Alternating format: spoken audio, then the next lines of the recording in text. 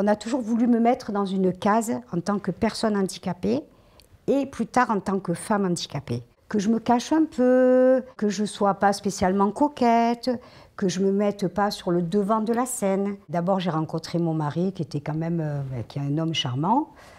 Et ça, alors, ça a été terrible, très très dur. Le regard des gens, comme si justement, moi, la petite handicapée, n'avait pas le droit d'être avec un bel homme. Et souvent, j'ai entendu des petites réflexions en disant « mais qu'est-ce qu'il lui trouve ?»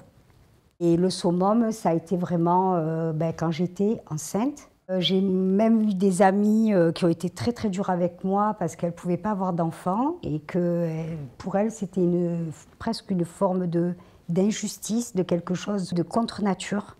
Comme si en fait, d'être handicapé, vous donnez l'autorisation d'avoir une vie de handicapé, mais qu'il fallait que ça s'arrête là. Féminine, séductrice, mère, voilà, ce sont des choses qu'on aimerait ne pas voir, je pense, chez les femmes handicapées. Et ça a été très très dur pour moi et en même temps, ça a toujours nourri cette espèce d'indignation par rapport à l'injustice et qui m'a toujours donné énormément de force et qui a fait que j'ai beaucoup avancé dans ce domaine et qui a fait que j'ai toujours aussi refusé cette case dans laquelle on a voulu me mettre et dans laquelle je ne serai jamais.